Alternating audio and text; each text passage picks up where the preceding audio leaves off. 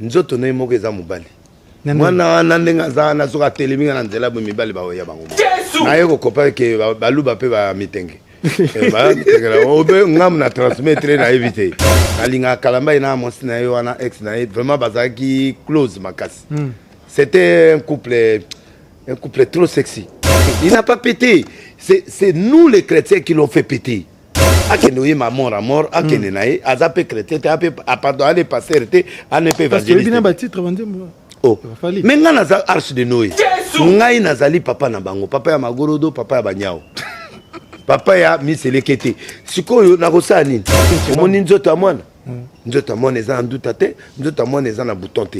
Et ça dit qu'à l'accès public na ye. Sono eketi na banduta prophète susu. Ba contrôler ka mwana na yo. Mwana il faut contrôler oui. Omoni to kufela mwasi. Moko wana pa mi bana ya ba misa mwana. Moko auto kufela mwasi na ngola. Yendo benga. Et yindi kuna babi ye mutalexi. Contre yo mtozo ke mwana na bango. C'est Marie. C'est Marie Misamou qui m'a parlé. Akufina makamunanga. To benga naka. Tu as un code de la biso. Mais Marie a une campagne. Marie a une voyage. Marie n'a pas mamouné. Marie a secret sur Kofi a peu sauté. Marie m'a dit, mon frère, comme je suis là, mais Marie a zuzé. Tant à zuzé, il y a pasteur Fantomas. Vous comprenez?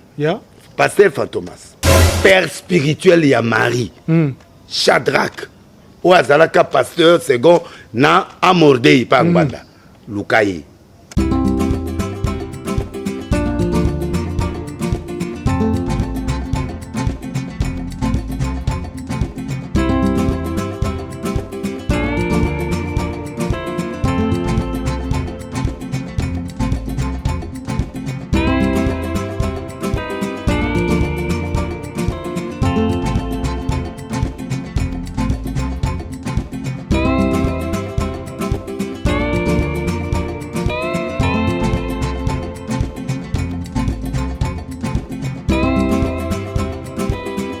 Bienvenue très chers téléspectateurs dans votre magazine Congo Lisolo, la chaîne Nabino Akitoko, Congo SNG officiel télévision. Vraiment, je suis très heureux.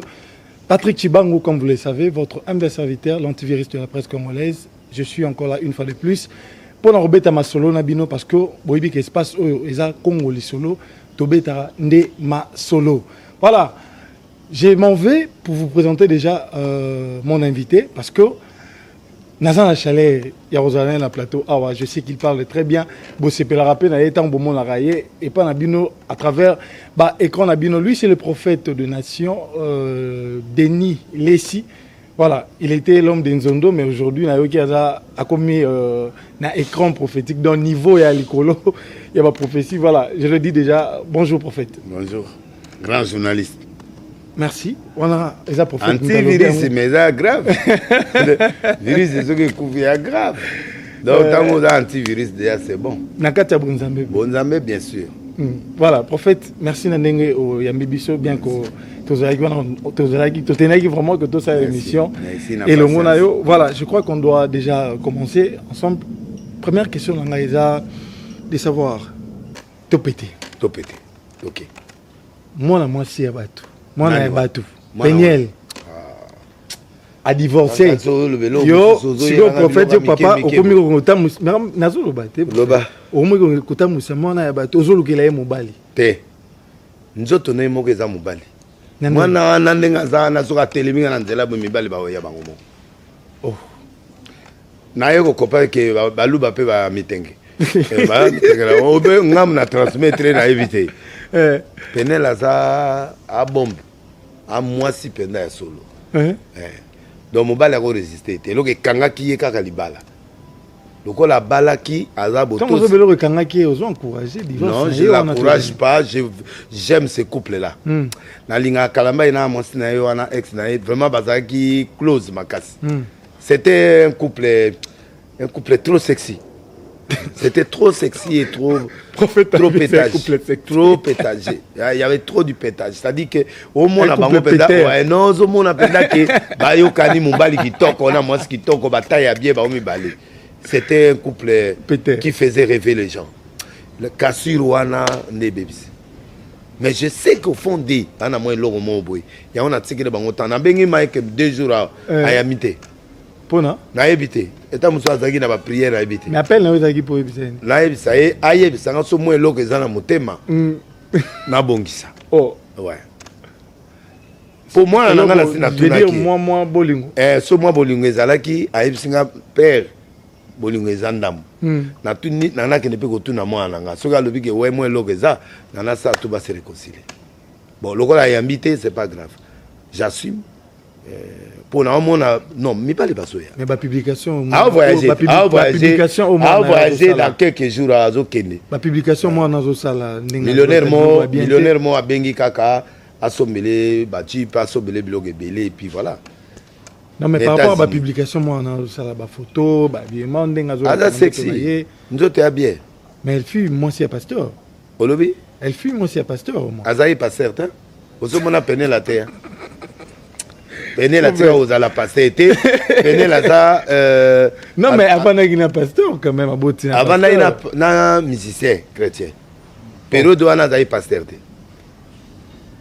Ah ouais. Prophète. Mais ce qui a commis boy pourquoi? Parce que yo witi na maboka musa na nzambe. Muta o formé ona. O eza fruit ya ndenge azala ina kata libala. Na le bien. Au bali serviteur de Dieu. Musicien. Muta encadré ona. Carré.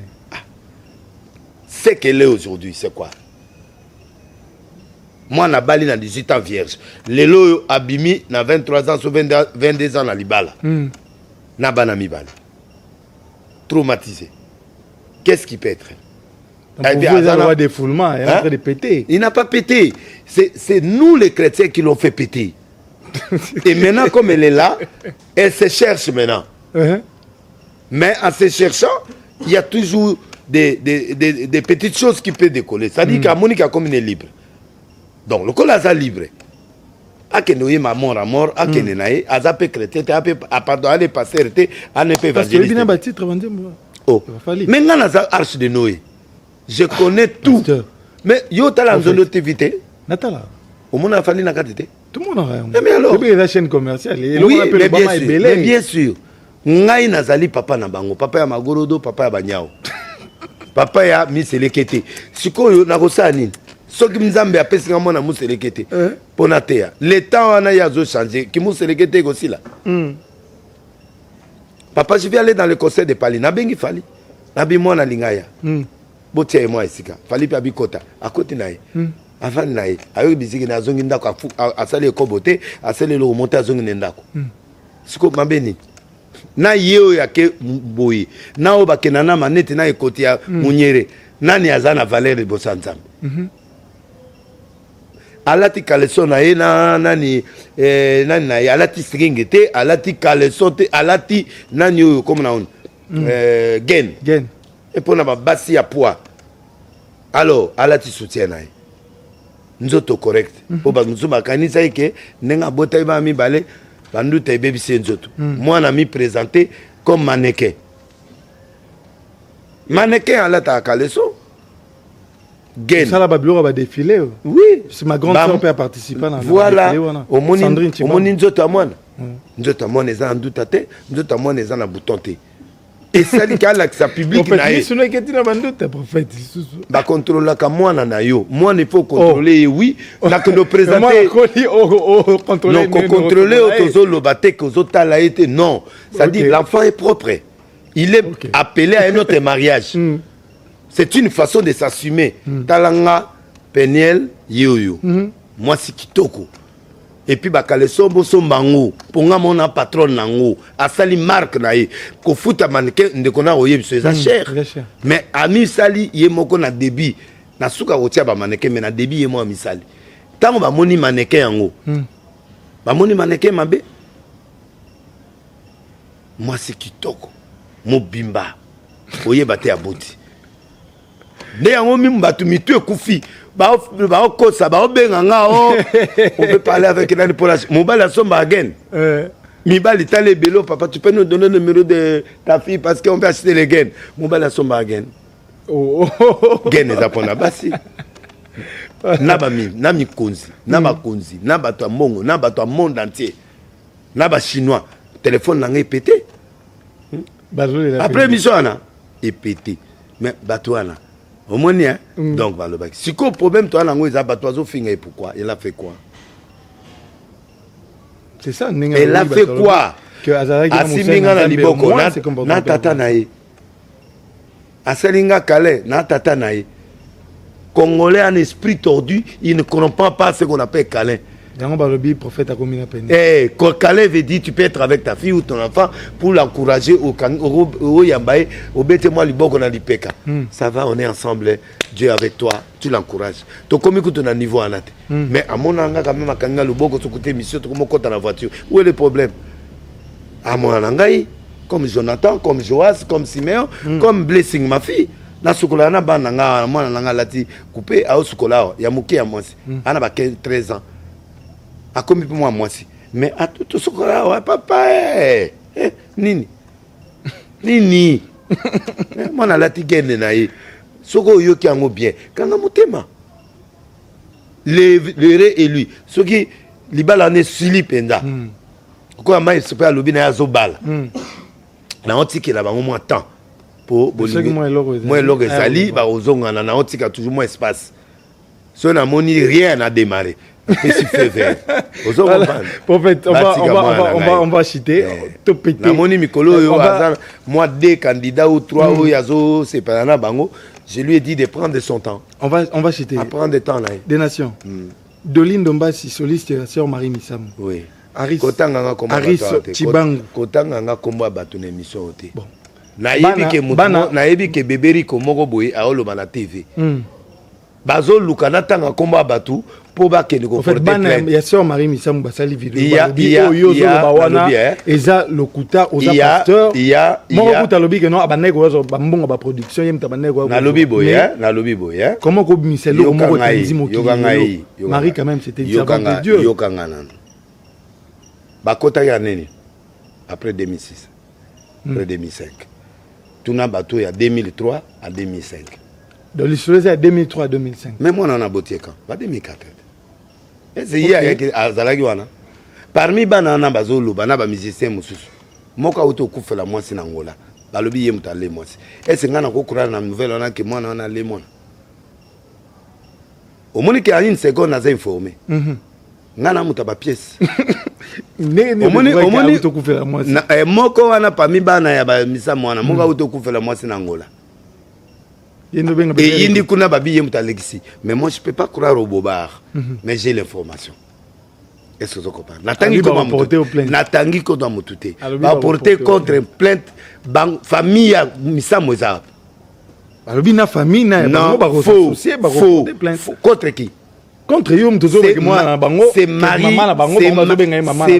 Misamou qui m'a parlé. Elle était mes confidentes. Moi akufina makamunanga. To benganaka.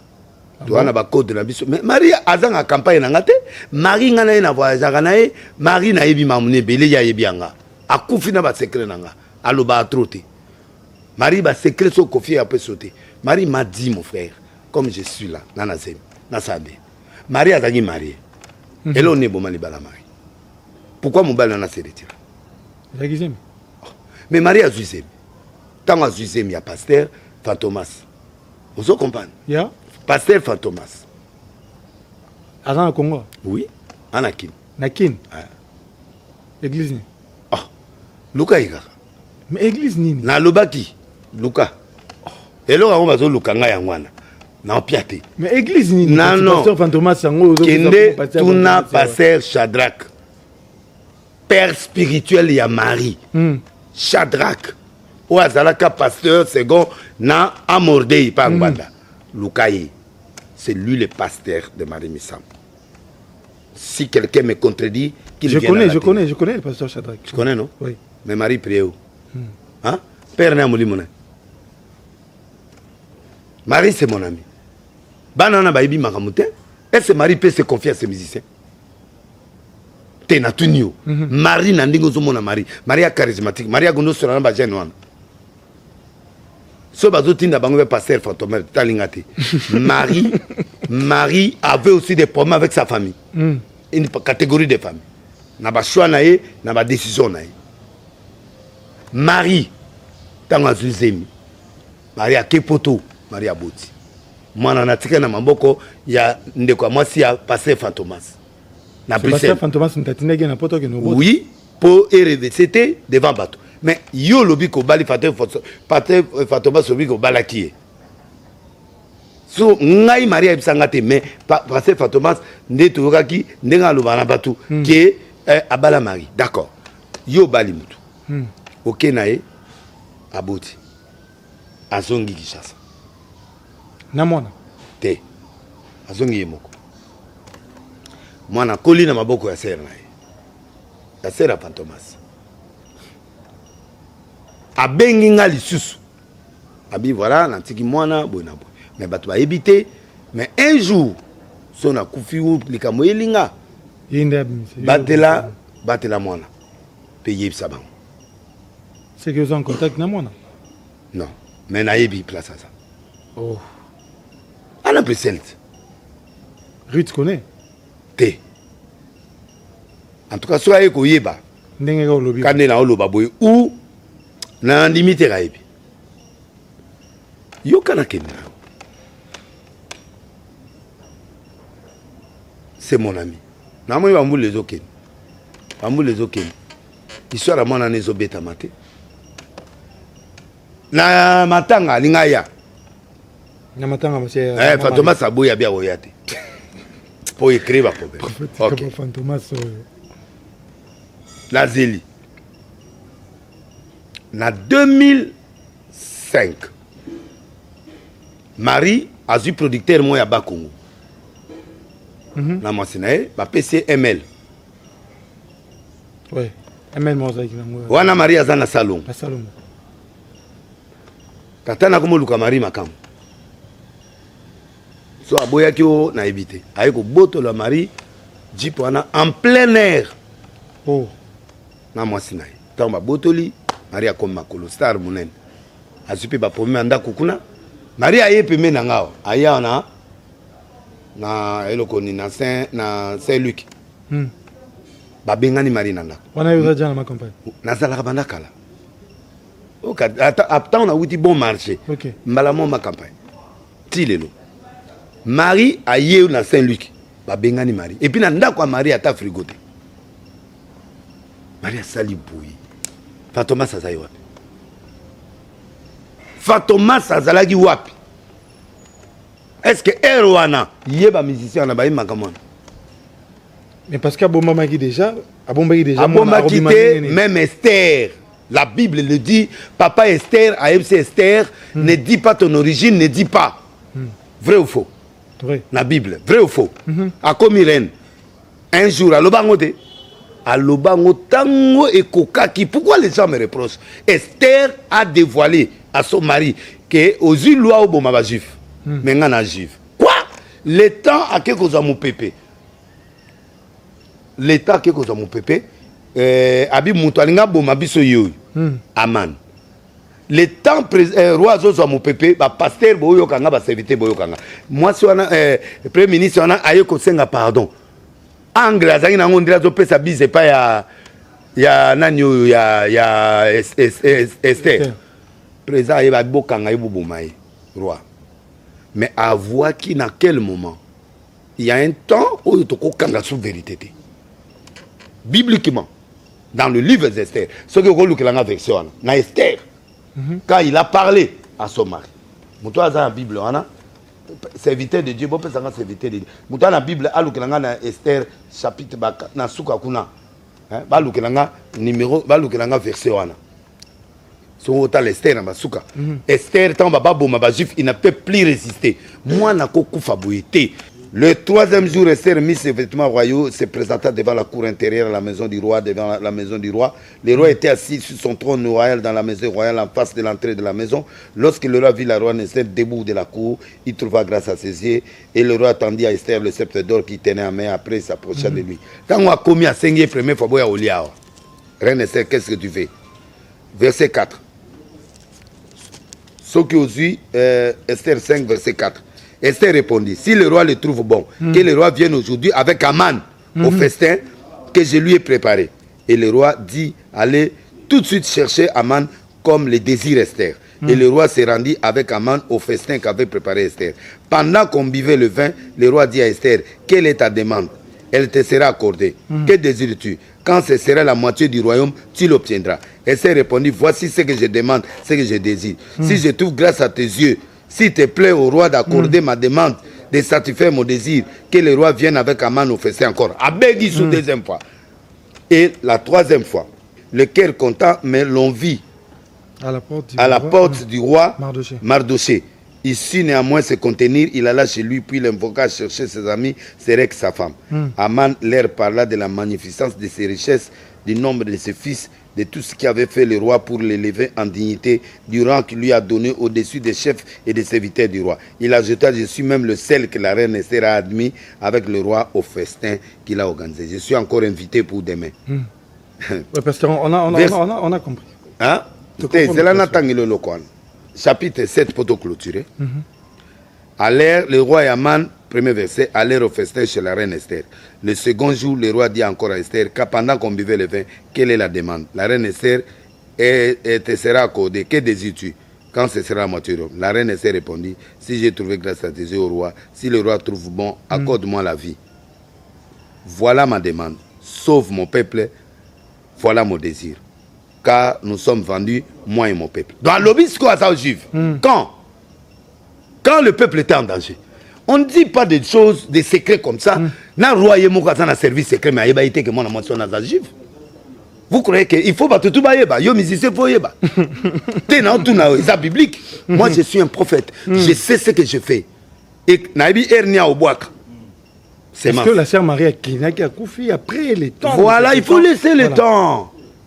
Il faut laisser le temps au temps. Le moment doit venir. C'est ça le moment. Et la reine Esther, car nous sommes venus, nous sommes vendus, moi et mon peuple, pour être détruits, égorgés, anéantis. Encore si nous étions vendus pour devenir esclaves et servantes, je me tairais. Mais l'ennemi ne sera pas récompensé les dommages faits au roi. Le roi Cyrus prit la parole et dit à la reine Esther, où est-il? Esther répondit, l'oppresseur, l'ennemi c'est Aman. Baboma était ayeba était gaza juif ayebaki. Est-ce que pays ekoyaki? Non. Mission Nzambe ayaki nango ezali à sauver Israël. Mais mon frère, Ero yazo pe sa candidature, papa na ibse comme là qui ça s'est créé oyote koza juif.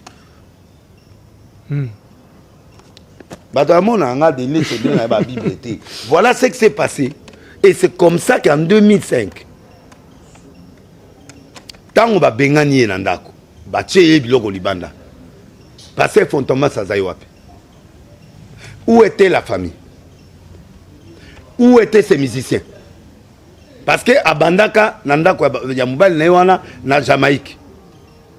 Maintenant, il est chassé à Saint-Luc. Il doit aller où? C'est là où il appelle Gauthier Mascotte pour dire Gauthier Mascotte, Babengani Nandako, mais Baza Bamante, Babengani Nandako, tout ça. C'est là où les gens, Abouni Marie a foutu ticket, à se retrouver dans Londres. C'est le mari qui vivre dans. Oui, il était d'abord producteur. Oui. Il était d'abord producteur. Parce que Marie a moniqué, pasteur Fatomas a aussi le côté. Marie chassé de la maison. Mais, Mouta sombele frigo, il y a une mascotte. Quand on est à Londres, avant d'y aller, je vais te donner toutes les images. Pour nga na lobara pièce contre pièce. Oui. Quand on va s'aller à Londres, un an, Marie commençait même à faire des histoires qu'il ne peut pas faire. C'est là où il reste chez Mascotte pendant un an. Londres, parce que il y a Marie Missam à Londres. Moi, à Salapé, 6 mois, je suis à Mascotte et moi, je suis à Moisiwan. Ruth. Après, oui, il y a pas Noko. Quand le mouvement y a poto nande yake. Moi, je suis pas Noko, Mascotte a joué pendant 6 mois, je vais récupérer Ruth à Zongi et pas ya Noko naï. C'est là où Mascotte demande la main de Marie. Balobi yoza ba tatouage, yoza boé, yoza mutumoro, Marie a serviteur de Dieu, yoko oba la marité. Pendant ce temps, Marie bayebisi ki ndako mo ezoteka mawa na ma campagne mukolo ndako ateki la moitié ya parcelle avant d'aka pembeni wana. C'est là où Mascotte envoie 25 000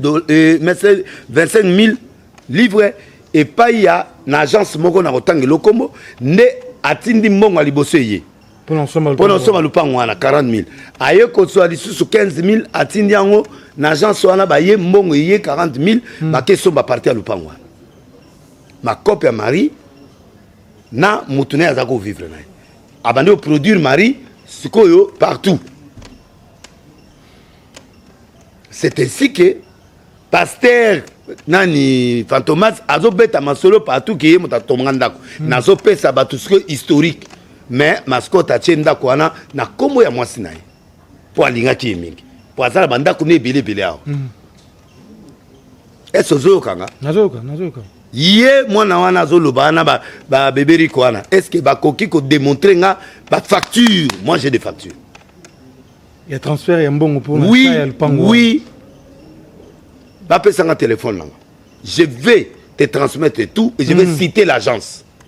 Ok. Pendant que on va illustrer ça. Cet argent là, papa on a atekanda kwa zali awa. Azaka na ma campagne. C'est qu'on va tekenda ba sombindako, ba tiena comme Marie. Ba kesoma ba kiti, j'étais là. Ba kesoma ba kiti na niveau na place ya na côté à maternité. Papa moi ça ba kita kitoko wana. Ba yango soma ba kiti ba tiena ndako. Fere aya wana. Image pesa.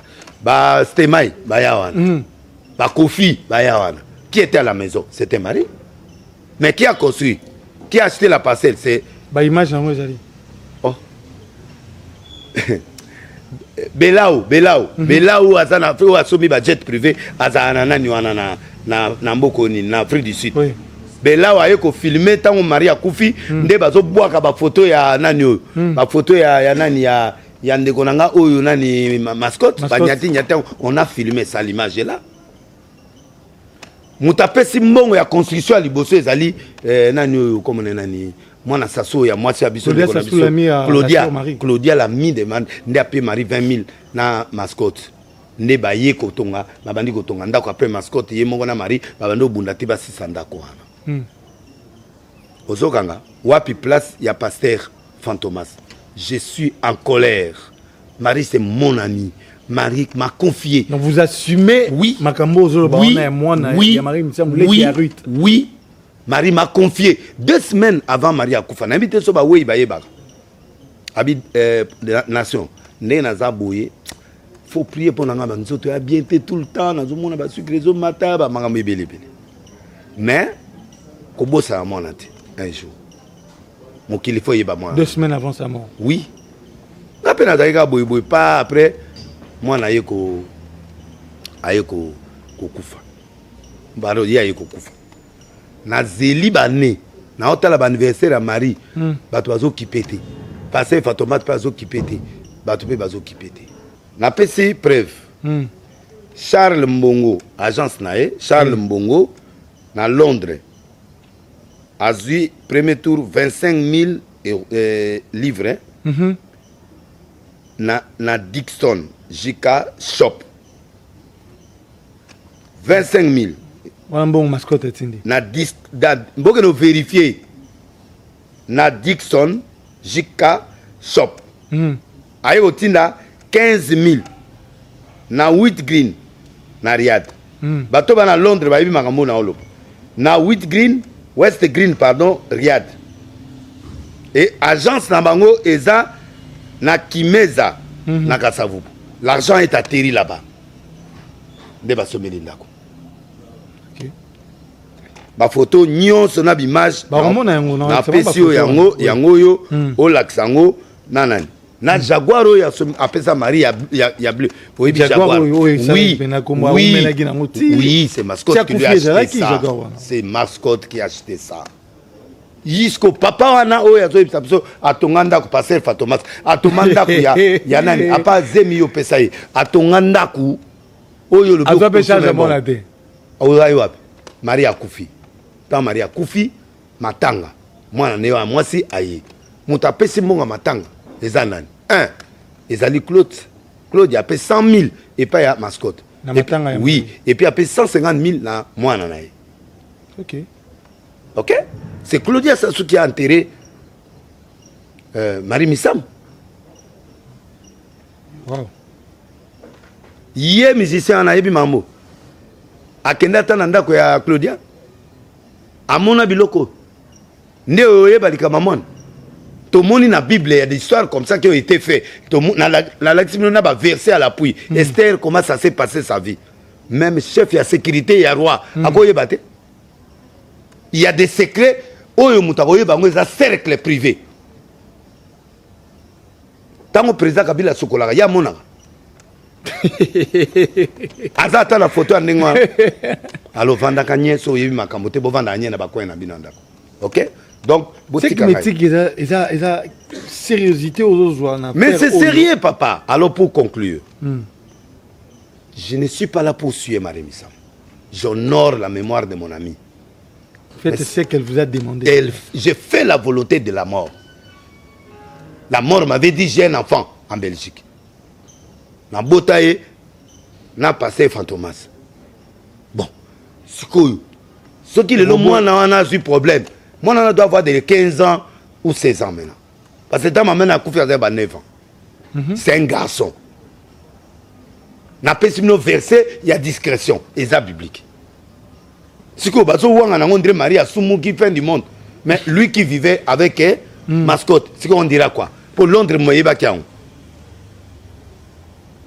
Ba faire ba yana ba me la tiwana ba wala ba mona ba photo wana nyoso donc ba tuwana nyoso ba kofi ba stema journaliste ba tuwana quartier au mobimba ba yebi ango très bien. Émission prochaine na l'action image neni ba sakada ndenge nini ba kangai ba longoli ba photo ya mascotte na katandako o ya somba oui mais atikeli monsi na mais aboyi ba tekango aboya bi muta osoma ngote muta oteka ngote za héritage abana et puis za mémoire ya tiaka pona Marie point. Mascotte connaît l'histoire et moi na nani mascotte ah oui bande mascotte akoye ba biloko te eh bien ngote wana za cercle privé et za biloko ya ki avant yi robot na ponga biti na fikino échanger wana etali pasteur fantôme azawa etalio yo mtolobe ngote na parler du peuple. L'église yoso est à la droite à part Moïse Mbi, est à la côté à Kassaboubou, est à la côté à Kingabwa, bango nyoso mais ti ne changer. Pasteur Fantomas aza. Aza Katuan. Natangi comme on était Fantomas. Oboye pasteur mo razo bimisa bango bambisi na nzoto makambo. Ngana ibi mangona te, nga problème na nga ezaka yango. Donc bref, c'est ça ce que je peux dire. Alors, yo lingo me magere na nga. Au bunana moué parce que moi je parle makambo moué ya ibsenga awe Esther azako loba makambo ayo est-ce tata bota ya yebiango akufa est-ce Mardoché ayeba ibiloko ayebiango te ti yazo bunda kuna na kati ina assurus est-ce que yo mona Mardoché na place wana non amonika galo yé mais ayeba été moi na droit ayeba na pourquoi parce que on a besoin de cet enfant. Nous, ses amis, on doit l'accueillir. Nous, ses amis, au nom de notre ami, on doit lui faire du bien. Merci, prophète. Vraiment, très chers téléspectateurs, tout le monde la prophète, Mabanga, parce que Routane et Rosangate, bateau, bateau soutenir, il y a déjà que j'entends. Ouais, j'attends le meilleur gouverneur de tous les temps. Papier belé pour nous sur bateau. Prophète, vous allez bien, prophète. Oui, Zaki, il est mon bimba. Vous allez. Valérie Mala, la noblesse. Prophète Abéza culte. Qui est mon bimba? Valérie Mala, la noblesse. Maman Dorcas.